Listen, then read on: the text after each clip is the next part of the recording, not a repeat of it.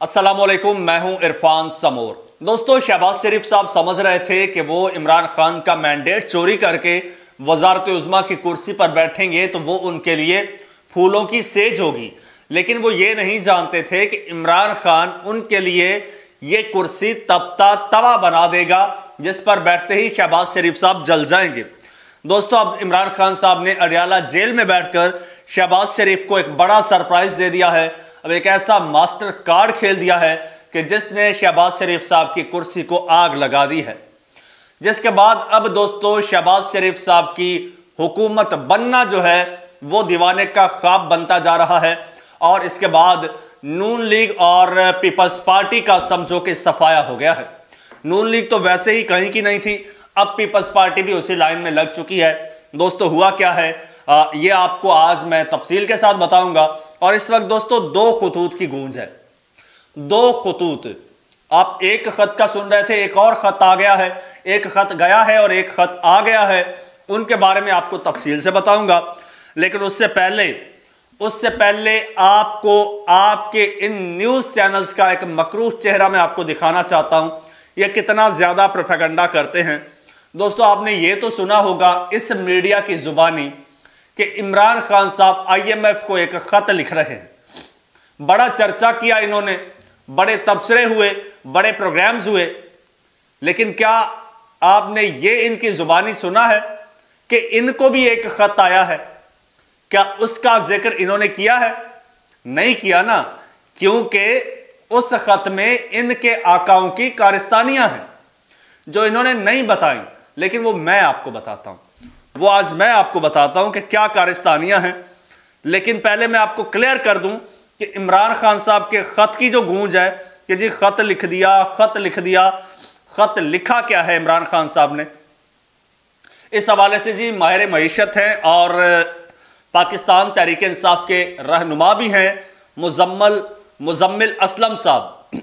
वो इस साइफर के हवाले से क्या कहते हैं, 3-4 पॉइंट्स हैं जी जो उन्होंने शेयर किए हैं, वो मैं आपके सामने रखता हूं। फिर आपको अंदाजा हो जाएगा कि ये साइफर केस था। ये जो IMF को लेटर खान साहब ने लिखा है वो लेटर क्या है और क्यों लिखा है, और क्या वो वाकई मुल्क दुश्मनी है, इस पर भी बात करेंगे। और शहबाज शरीफ साहब की हुकूमत के ताबूत में कैसे ये कील साबित होगा, इस पर भी आज बात करेंगे। दोस्तों, मुजम्मिल असलम साहब कहते हैं जब तहरीक इंसाफ असम्बलियों का हिस्सा भी न थी तब IMF के बोर्ड ऑफ डायरेक्टर्स ने इमरान खान से जमान पार्क में मुलाकात करके कॉन्सेंट लिया, यानी उनकी राय ली कि वो क्या चाहते हैं, उनकी रजामंदी ली। और उन्हें IMF प्रोग्राम पर कोई ऑब्जेक्शन तो नहीं। उनसे पूछा कि खान साहब, आपको ये जो IMF का प्रोग्राम है, ये जो हमने इनको एक दिया है, कर्जा देने जा रहे हैं, आपको कोई एतराज़ तो नहीं? खान साहब ने कहा, जी देखें, बावजूद इसके कि इन लोगों ने मेरी हुकूमत गिराई, मुझ पर तारीखी क्रैकडाउन हुआ, उसके बावजूद मैं मुल्क की खातिर, मुल्क के मफाद में, क्योंकि मेरा मुल्क इस वक्त डिफॉल्ट के दहाने पर खड़ा है, लिहाजा मेरे मुल्क में के मफाद में यह है कि मैं इस पर कोई एतराज़ ना लगाऊं, लिहाजा आप कर्जा दे दीजिए, मुझे कोई एतराज़ नहीं है। फिर 2 नवंबर को जब इमरान खान जेल में थे तब IMF ने PTI से राबता करके IMF के जारी प्रोग्राम का रिव्यू मुकम्मल होने के बावजूद PTI से बातचीत के बाद ही अगली किस्त रिलीज की। वो कहते हैं कि दोबारा फिर 2 नवंबर को इमरान खान साहब जब अडयाला जेल में थे तो तब भी IMF के लोग वहां पर आए, पूछा, हाँ जी खान साहब ने कहा ओके है, चलने दो। फिर अगली किस्त जारी की। फिर तीसरी बात जब निगरान वजीर खजाना मोरक्को IMF के सेशन में गए तो वहां IMF की MD ने उनसे 2 सवाल किए। जब आपके निगरान वजीर खजाना जो थी वो जब बाहर गई, वो शमशाद अख्तर मोरक्को में IMF के सेशन में गई जब, तो वहां पर IMF की MD ने क्रिस्टालिना जॉर्जेवा उनका नाम है गालिबन, तो उन्होंने 2 सवाल पूछे इनसे, क्या नाम है इनका, शमशाद अख्तर साहिबा से। इनसे 2 सवाल पूछे कि इलेक्शन कब हो रहे हैं और PTI इस इलेक्शन में होगी या नहीं। ये सवाल MD पूछ रही है IMF की, गौर से सुनते जाइएगा कि इन इलेक्शंस में पाकिस्तान तहरीक इंसाफ होगी या नहीं। फिर चौथा पॉइंट मुजम्मिल असलम साहब उठाते हैं, वो कहते हैं कि IMF प्रोग्राम 3 हिस्सों में था, पहला PDM, दूसरा निगरान और तीसरा आने वाली हुकूमत के लिए। एक हिस्से में जो किस्त मिलनी थी वो PDM की हुकूमत को, शहबाज शरीफ साहब की, दूसरी निगरान हुकूमत को और तीसरी आने वाली हुकूमत को। PTI का नुक्ता बस ये है कि अब जो हुकूमत आई उसको अवामी हिमायत हासिल है या नहीं। IMF इस हवाले से तहकीकात करवाए। ये खत लिखा है इमरान खान साहब ने बस कि अब जो हुकूमत आई है उसको अवामी हिमायत हासिल है या नहीं। IMF इस हवाले से तहकीकात करे और फिर इनको पैसे दे। तहरीक इंसाफ तो हर जुल्म के बावजूद PDM के किए गए IMF प्रोग्राम को भी मुकम्मल तौर पर सपोर्ट करती रही है, लिहाजा गद्दारी के सर्टिफिकेट बांटने वालों का चूरन अब नहीं बिकना।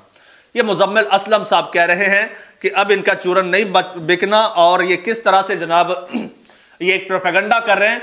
खान साहब बेसिकली जो है खत ये लिख रहे हैं कि हुकूमत जो बन रही है पाकिस्तान में, जो इलेक्शंस हुए हैं, इस पर तहकीकात करो और ये चोरी के मैंडेट से आए हैं, इनका मैंडेट नहीं है, लिहाजा बगैर मैंडेट के ये आपसे पैसा ले रहे हैं और ये पैसा लेकर खा जाएंगे। कर्जा गरीब आवाम पर चढ़ेगा, कल को भुगतना तो गरीब आवाम ने है ना। आपकी इसी शहबाज शरीफ साहब के हवाले से सिटिंग आर्मी चीफ ये कहते हैं, जनरल बाजवा साहब, वो ये कहते हैं कि शहबाज शरीफ साहब ने ऑरेंज लाइन प्रोजेक्ट में 45% करप्शन की है। शहबाज शरीफ साहब पर यह इल्जाम लगता है और आज शहबाज शरीफ साहब चोरी के मैंडेट से आ रहे हैं। आज कितनी करप्शन करेंगे और उसका फिर खुमियाजा कौन भुगतेगा, ये इमरान खान साहब का बेसिक पॉइंट है और ये इमरान खान साहब बात कर रहे हैं।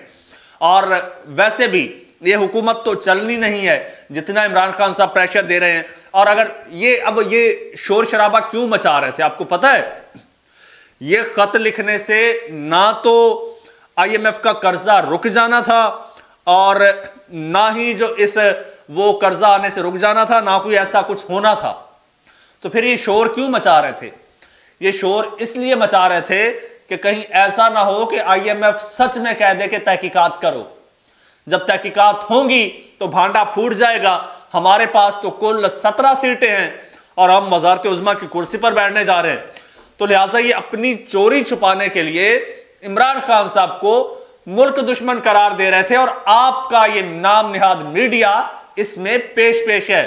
ये इसका आलाकार बना हुआ है। ये खुद तो पीछे बैठे हैं, लिहाजा लुकमा आपके मीडिया को दिया जाता है और वाऊ ये सारा दिन आपका मीडिया लगा रहता है कि इमरान खान मुल्क दुश्मन है और इमरान खान मुल्क दुश्मनी कर रहा है।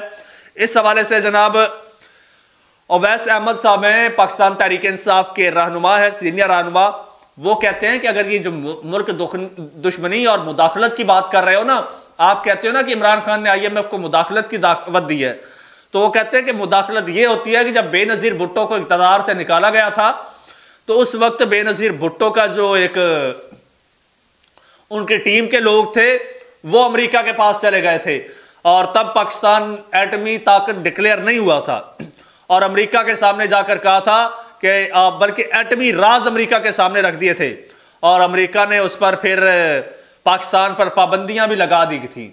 तो वो मुल्क दुश्मनी थी, वो मुल्क के साथ गद्दारी थी, वो मुदाखलत की दावत थी। ये दावत नहीं है मुदाखलत की।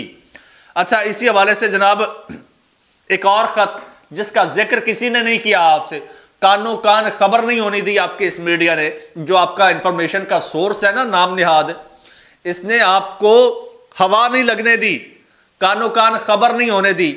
मैं ये आपको बताता हूं, ये खत आपको सुनाता हूं। ये खत लिखा है जी अमेरिकी सेनेटर का पाकिस्तानी सफीर को खत। अमेरिका में पाकिस्तानी सफीर है ना, उनको खत लिखा है सेनेटर क्रिस वॉन हॉलन ने। सेनेटर हैं क्रिस वॉन हॉलन, अमेरिका के सेनेटर हैं। उन्होंने खत लिखा है, मौजूदा हाजिर सर्विस है। वो कहते हैं कि पाकिस्तानी हुकाम को इंतखाबात में धांधली और मुदाखलत के इल्जामात की छानबीन करनी चाहिए। अमेरिकी रियासत मैरीलैंड से मुंतखब सेनेटर क्रिस वॉन हॉलन ने पाकिस्तानी सफीर को खत लिख डाला और पाकिस्तानी सफ़ीर के नाम लिखे गए ख़त में उनका कहना था कि मुनसिफाना इंतखाबात के ज़रिए जमहूरी अमल की हिमायत और आवाम की मर्ज़ी का एहतराम करते हैं। और फिर उन्होंने कहा कि भाई जो कुछ पाकिस्तान में हो रहा है इसकी तहकीकात करो, जिसका हक है उसको हक दो, जिसका मैंडेट है उसको मैंडेट दो। ये क्यों धांधली का ड्रामा रचाया हुआ है?